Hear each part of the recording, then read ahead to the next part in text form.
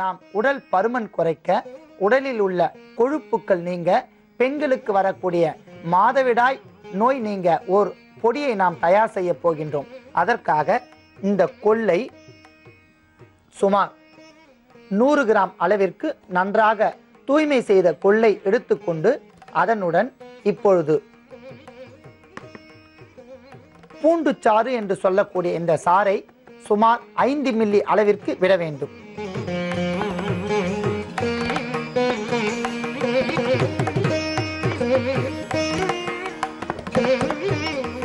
இந்த கொள்ளையை நாம் பூண்டு சாறு விட்டு நன்றாக கலக்கிக் கொள்ள வேண்டும்.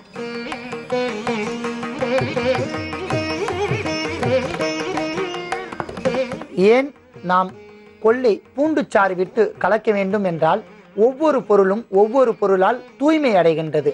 எவ்வாறு நாம் சுக்கை மேல் தோல் சீவி சுண்ணாம்பு நீரில் ஊற வைத்தோமானால் அதனுடைய நஞ்சுக்கள் நீங்கிவிடும். ஆகையால் கொள்ளில் உள்ள மேல் தோலில் உள்ள நஞ்சுக்கள் நீங்க வேண்டும் என்றால் பூண்டு ஒரு மிக சிறந்த கிருமி நாசினி என்பதால் அந்த சாறை கொண்டு இந்த கொள்ளை நாம் இவ்வாறு துவட்டி எடுத்துக்கொண்டோமானால் பூரணமாக இதனுடைய நஞ்சுக்கள் நீங்கிவிடும். ஒரு அற்புதமான மருந்தாக மாறிவிடும்.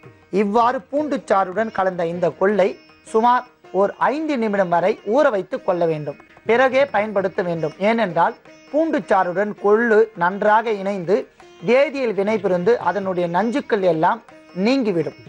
அடுத்ததாக 5 நிமிடம் ஊறிய இந்த கொள்ளை வாணலில் எண்ணெய் விடாமல் நன்றாக பொன்னிறமாக வறுக்க வேண்டும்.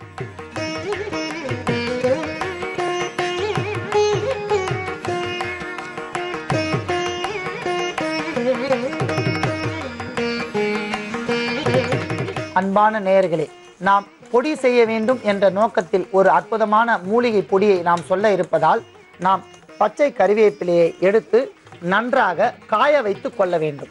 நன்றாக காய்ந்த கறிவேப்பிலையை நாம் பயன்படுத்த வேண்டும். ஏனென்றால் காய்ந்த கறிவேப்பிலைக்கு அற்புதமான மகத்துவ குணம் இருப்பதால் நாம் காய்ந்த கறிவேப்பிலையை எடுத்துக்கொள்ளலாம். கொள்ளை நாம் பொன்னிறமாக வறுக்க வேண்டும். ஏனென்றால் பூண்டு சாறு சேர்ந்து இருப்பதால் அந்த சாறு சுண்டும் அளவிற்கு நாம் வறுக்க வேண்டும். நன்றாக பொன்னிறமாக வறுத்துவிட்ட இந்த கொள்ளி இப்போது நாம் கடலை பருப்பு ஒரு டேபிள் டீஸ்பூன் அளவிற்கு சேர்க்க வேண்டும்.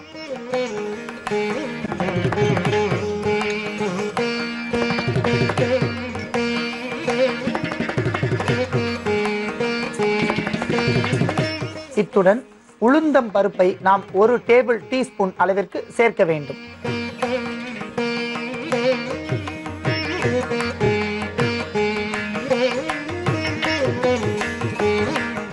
மிளகு ஒரு டேபிள் டீஸ்பூன் அளவிற்கு சேர்க்க வேண்டும்.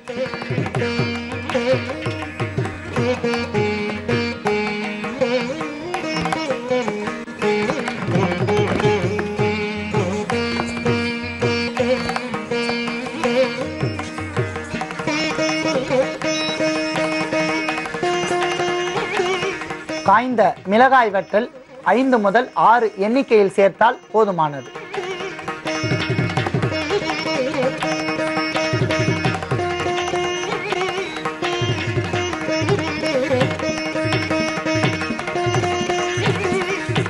இத்துடன் தேவைக்கேற்ப உப்பு சேர்க்க வேண்டும்.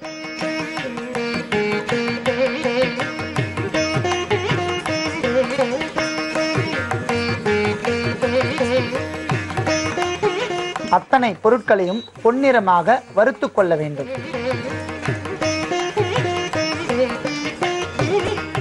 இறுதியாக கறிவேப்பிலையை நாம் சேர்த்து கொள்ள வேண்டும்.